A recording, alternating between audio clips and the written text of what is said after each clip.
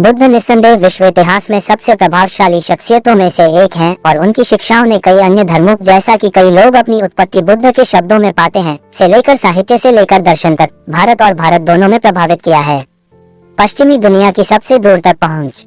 हम सभी इस महान व्यक्ति की यात्रा के बारे में जानते हैं, लेकिन हम में से बहुत से लोग उन परिस्थितियों के बारे में नहीं जानते हैं जिनमें उन्होंने नश्वर दुनिया छोड़ दी। आगे पढ़ें। भगवान बुद्ध का अंतिम संदेश।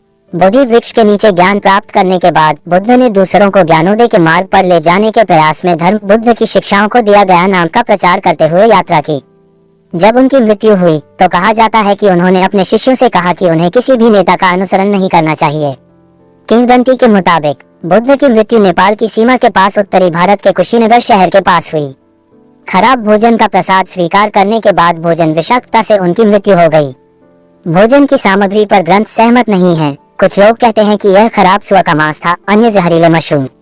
जैसे ही यह खबर फैली कि बुद्ध मर रहे हैं, उनके दुखी अनुयायी दुनिया छोड़ने से पहले बुद्ध की अंतिम शिक्षा सुनने के लिए उनके चारों ओर इकट्ठा हो गए। पवित्र सूत्र। बुद्ध के अंतिम दिन को जानने के लिए हमें उनके जीवन पर किताबें पढ़नी चाहिए या इससे भी बेहतर रिकॉर्ड किए गए सूत्रों को पढ़ना चाहिए। विद्वानों का कहना है कि सबसे अच्छा स्रोत दीघा निकाय के पाली संग्रह से महापरिनिब्बाण सूत्र या दीघा आगम के संस्कृत चीनी संग्रह से वांडिंग सूत्र है।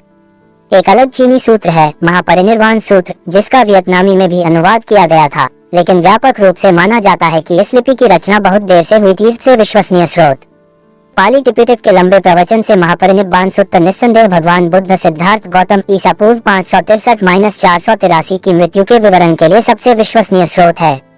यह एक कथा शैली में रचित है जो पाठकों को बुद्ध के अंतिम दिनों की कहानी का अनुसरण करने की अनुमति देता है, जो उनकी मृत्यु से कुछ महीने पहले शुरू हुई थी। भगवान बुद्ध के 2 सिद्धांत। हालांकि ये समझना आसान बात नहीं है कि बुद्ध के साथ वास्तव में क्या हुआ था। सूत्र या प्रवचन बुद्ध के 2 परस्पर विरोधी व्यक्तित्वों को चित्रित करता है, एक दूसरे पर हावी है। प्रथम व्यक्तित्व भगवान बुद्ध। भगवान बुद्ध का एक संस्करण एक चमत्कारिक कार्यकर्ता का था, जिसने खुद को और अपने भिक्षुओं के दल को गंगा नदी दीदो नवासी के पार भेजा था, जिसके पास पृथ्वी पर देवताओं के निवास की दिव्य दृष्टि थी। दीदो 87, जिसने वह इस शर्त पर दुनिया के अंत तक जीवित रह सकता था कि कोई उसे ऐसा करने के लिए आमंत्रित करे। दीदो 103, जिसने उसकी मृत्यु का समय स्वयं निर्धारित किया हो। दीदो 105। दूसरा व्यक्तित्व भगवान बुद्ध। दूसरा व्यक्तित्व एक वृद्ध व्यक्ति का था जो स्वास्थ्य में असफल हो रहा था। दीदो 120, जिसने वैशाली दीदो 100 में अपने अंतिम एकांतवास के दौरान गंभीर दर्द के कारण लगभग अपनी जान गंवा दी थी और जिसे आने के लिए मजबूर किया गया था। अपने उदार मेजबान द्वारा पेश किए गए विशेष व्यंजन को खाने के बाद उनकी अप्रत्याशित बीमारी और मृत्यु के संदर्भ में 2 सिद्धांत 2 व्यक्तित्व। ये दोनों व्यक्तित्व कहानी के अलग अलग हिस्सों में बारी बारी से उभरते हैं। इसके अलावा बुद्ध की मृत्यु के कारणों की 2 व्याख्याएं भी प्रतीत होती हैं। एक ये कि बुद्ध की मृत्यु इसलिए हुई क्योंकि उनके परिचारक आनंद उन्हें विश्व की आयु या उससे भी अधिक समय तक जीवित रहने के लिए आमंत्रित करने में विफल रहे। दीदो 117। दूसरी बात यह है कि उनकी मृत्यु अचानक हुई बीमारी से हुई, जो उनके द्वारा सुकर्मदव दीदो 127-157 के नाम से जाना जाने वाला भोजन खाने के बाद शुरू हुई थी।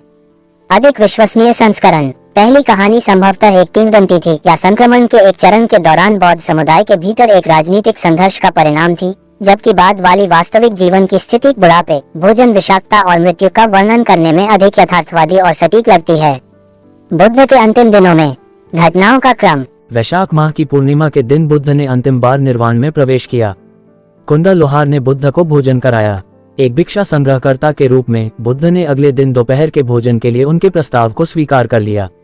संघ के साथ बुद्ध दोपहर के भोजन के लिए गए, लेकिन भोजन सुकमद्वा सुअ का आनंद पेश होते देख उन्होंने कुंडा से कहा कि वह इसे केवल उसे ही परोसे और बाकी को दफना दे।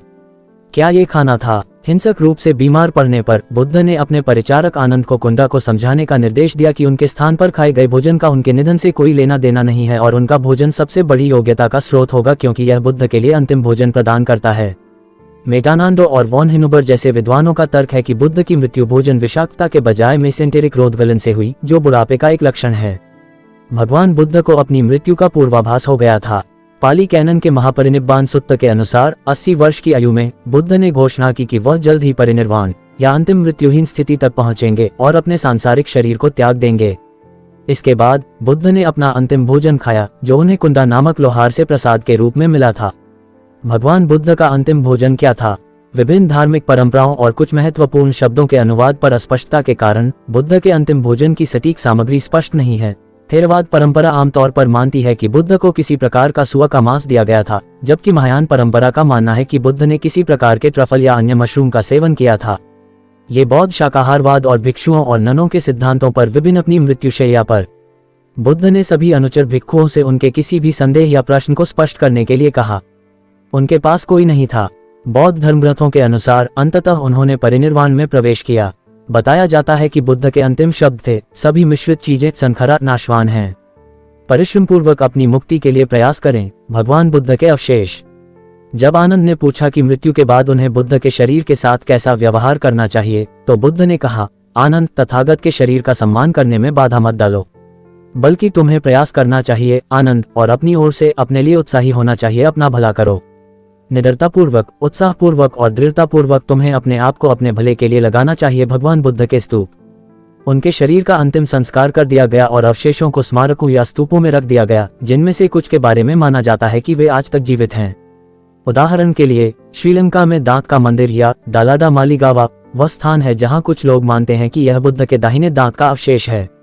अंतिम उपदेश। जब आनंद रो रहा था तो बुद्ध ने उससे कहा, बस आनंद, शोक मत करो, विलाप मत करो, क्योंकि क्या मैंने शुरू से ही नहीं सिखाया है कि जो कुछ भी प्रिय और प्रिय है उसके साथ परिवर्तन, अलगाव और अलगाव होना चाहिए। जो उत्पन्न होता है, अस्तित्व में आता है, संयोजित होता है और क्षय के अधीन होता है, उसके बारे में कोई कैसे कह सकता है उसका विघटन न हो? ऐसी कोई स्थिति नहीं हो सकती। अब आपको ऊर्जा लगानी चाहिए और जल्द ही आप भी कलंक से मुक्त हो जाएंगे। मृत्यु का समय। थेरवाद बौद्ध परंपरा इस धारणा पर कायम है कि ऐतिहासिक बुद्ध का निधन विशाखा के चंद्र महीने में पूर्णिमा की रात के दौरान हुआ था, जो मई से जून में कभी कभी पड़ता है। लेकिन समय सूत्र में दी गई जानकारी का खंडन करता है, जिसमें स्पष्ट रूप से कहा गया है कि बुद्ध की मृत्यु बरसात के मौसम में वापसी के तुरंत बाद हुई। सबसे अधिक संभावना शरद ऋतु या मध्य सर्दियों के दौरान, यानी नवंबर से जनवरी के दौरान हुई।